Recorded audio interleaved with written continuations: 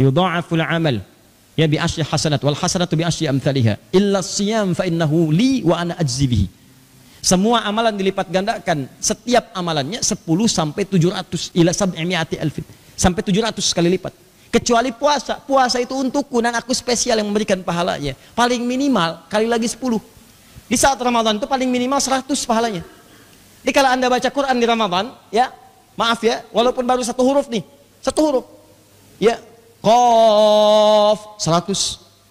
Tapi kalau Anda baca saat bersamaan dengan malam Al-Qadar, Qaf 100 kali 83 tahun tanpa henti.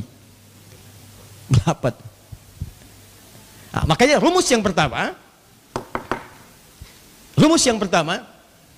perhatikan, maka turunlah kemudian keterangan Nabi sallallahu alaihi wasallam di riwayat Al-Bukhari, riwayat sahabat Ibnu Abbas radhiyallahu taala anhuma, nomor hadis 3220. An Ibnu Abbas radhiyallahu taala anhuma qala kana Rasulullah sallallahu alaihi wasallam ajwad an-nas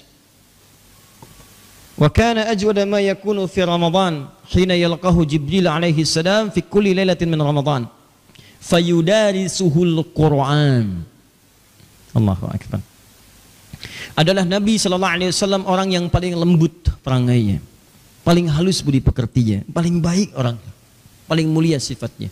Saya sudah sampaikan hadis ini pertemuan lalu. Dan kalau datang Ramadan maka bertambah lagi kemuliaan beliau, kelembutan beliau, dan kebaikan-kebaikan beliau. Terkhusus ketika datang malaikat Jibril setiap malam kepada beliau, setiap malam datang. Apa yang dilakukan? Maka Nabi kemudian belajar Al-Quran, mengecek, dibacakan.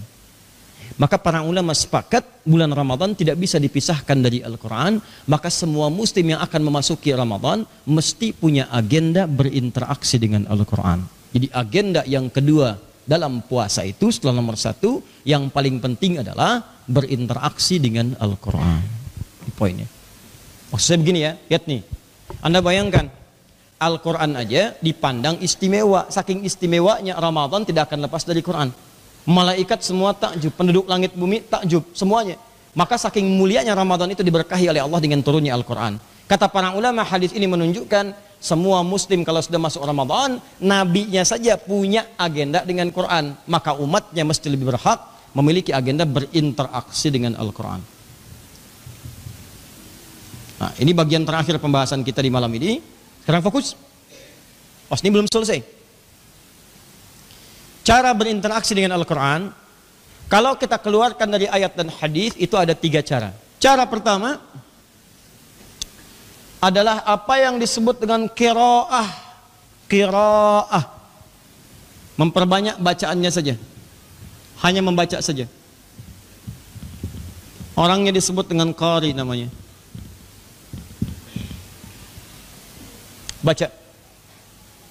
Jadi Anda memperbanyak bacaan tanpa fokus untuk menggali maknanya. Baca. Seperti Nabi sallallahu alaihi wasallam dalam setiap Ramadan itu minimal sekali menghatamkan Quran. Maksudnya sekali, ya sekali. Dalam akhir hidupnya baru 2 kali. Di waktu kemudian di tahun itu beliau wafat. Ya, Nabi aja tiap Ramadan khatam Quran. Masa antum yang bukan Nabi nggak khatam? Baca. Imam Asy-Syafi'i setiap hari selain Ramadan 1 kali khatam sehari. Setiap hari. Ramadan sehari 2 kali khatam. Jadi selama Ramadan itu 60 kali khatam. Ya. Apa yang dikejar? Bukan khatamnya, bukan. Tapi sunnahnya untuk mengejar pahala di bulan Ramadan dengan bacaan Al-Quran. Di Qurannya mengagungkan Quran. Ramadan itu diagungkan dengan Al-Quran. Maka ketika ada orang berinteraksi dengan Al-Quran, maka Allah agungkan orang itu. Maka tolong rencanakan ya. Maka aplikasinya Ramadan tahun ini antum cek.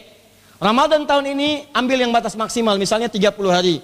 Maka 30 hari itu antum bikin target minimal, misalnya saya 1 hari saya bacakan 1 juz. Dari sekarang siapkan. Demi Allah saya katakan, dari sekarang latihan, siapkan. Bikin antum rencana, ada bacaan dalam sehari misalnya 1 hari 1 juz. Maka kalau selesai 30 hari berapa juz? 30 juz. Kalau yang pengen khatam 2 kali, 1 hari berapa juz? 2 juz. Demikian seterusnya. 1 juz itu nggak banyak teman-teman. Kalau antum merasa sibuk, ya misalnya Masya Allah ngejar dunia, silahkan. Dan nanti meninggal. Ya. 1 juz itu Al-Fatihah. Ini sudah hatam insya Allah. Tambah Al-Baqarah sampai 141. 7 sampai tambah 141 berapa? 148. Bagi 5 berapa?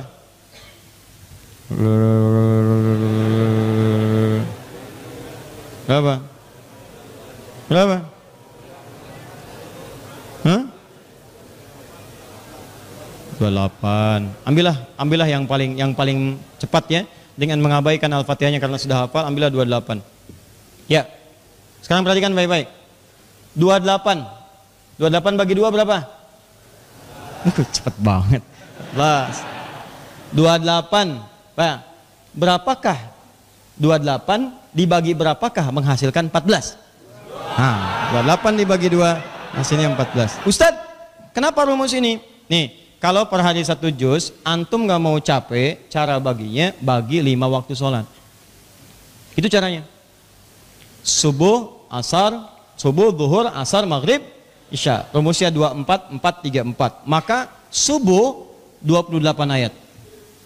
Zuhur 28 ayat. Sampai dengan ke isya. Kalau nggak mau capek lagi, bagi 2 lagi. 14, 14. Sebelum subuh, setelah subuh. Bukankah kalau Ramadan antum bangunnya sebelum subuh? Nggak ada Ramadan orang bangun setelah subuh. Hampir nggak ada. Kalau nggak menderita dia. Lihat jam lagi. Demi Allah saya katakan, orang rata-rata bangun pasti sebelum subuh. Pasti itu. Sahur, ya. Waduh, imsak, belum. Masih lama. Ya. Tuh, sahur. Maka setelah sahur duduk, baca Quran, istighfar. 14 ayat. Banyak apa sih 14 ayat? Berapa menit sih? Silahkan cek. 1 ayat kan nggak ada 5 menit. 1 ayat aja 1 menit itu nggak ada. Alif lam mim berapa detik? 14 ayat paling lama itu 5 menit paling. Baca. Apa antum nggak punya 5 menit untuk urusan akhirat Anda?